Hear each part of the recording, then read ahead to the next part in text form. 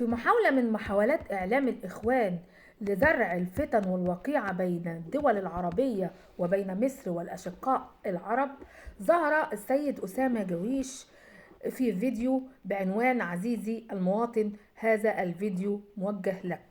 شوف كده بيقول ايه في الفيديو ده. ومش عارف عملتوا معاه ايه وسويتوا معاه ايه، والسفير احمد القبطان كان عامل ايه، ووقفتوا جنب الراجل وعملتوا شغل جامد جدا. طالع يقول ايه؟ طالع يقول انه الشيخ محمد كان بيقوم بدور خطير جدا. ايه الدور؟ ما هو كان بيبعت السفن. لا يا ريت، ده الشيخ محمد بن زايد على قولة السيسي يعمل ايه؟ هو اللي بينسق الدعم العربي. ايه ده؟ محمد بن زايد كان هو اللي ممشي السعوديه؟ قصدك ان الامارات؟ طبعا هو بيأول كلام الرئيس عبد الفتاح السيسي ما قالهوش اصلا. وبعدين حتى لو الشيخ محمد بن زايد هو اللي بينسق العلاقات العربية، ده حاجة تفرح المملكة العربية السعودية. كلنا أشقاء. انت حضرتك دلوقتي محاولة زرع الفتنة دي محاولة. لو عيل صغير ماشي في الشارع هيفهم ان حضرتك بتضرب بالبلدي كده اسفين بين مصر والامارات والسعودية. كل هدفك اسقاط الدول العربية.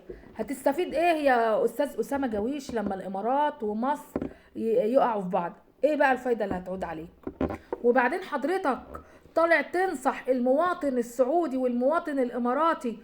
حضرتك المواطن السعودي والمواطن الاماراتي اكثر وعيا منك، مش محتاجين نصايح حضرتك.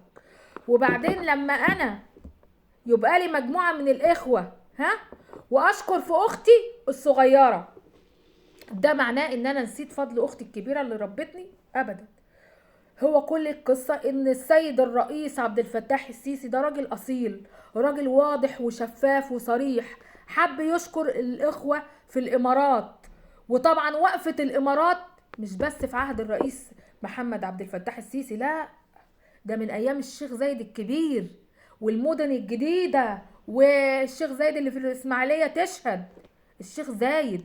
واحنا كمان ما بنتأخرش عن اي دولة عربية، والمصريين ضربوا أروع الأمثلة في التصدي للعدوان الغاشم على دولة الكويت من صدام حسين.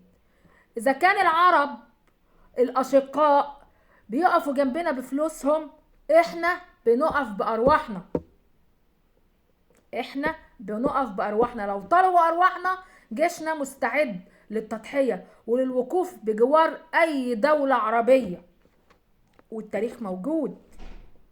عمرنا ما هننسى موقف دولة الإمارات أثناء الحروب بتاعتنا سنة 73.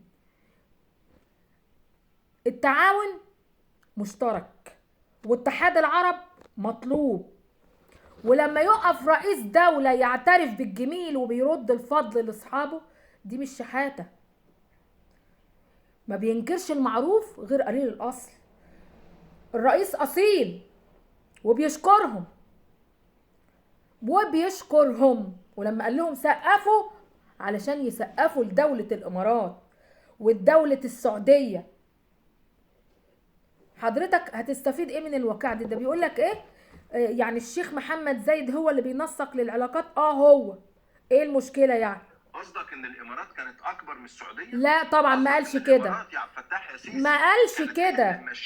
وعايز اقول لحضرتك على حاجة، السعودية والامارات اخوات، وحضرتك في الوقت ده الهدف بتاعك الناس كلها فاهماه. مش كده؟ عبد الفتاح السيسي النهارده بيقول ان محمد بن زايد كان هو اللي بينسق مع الاشقاء العرب لدعم مصر وخروجها من الازمه وازاي تقف على رجليها. ودي حاجه تزعل اي دوله عربيه؟ ابدا. الشيخ محمد بن زايد هو فخر لكل العرب، وصدقني حضرتك مش هتقدر تعمل اي حاجه.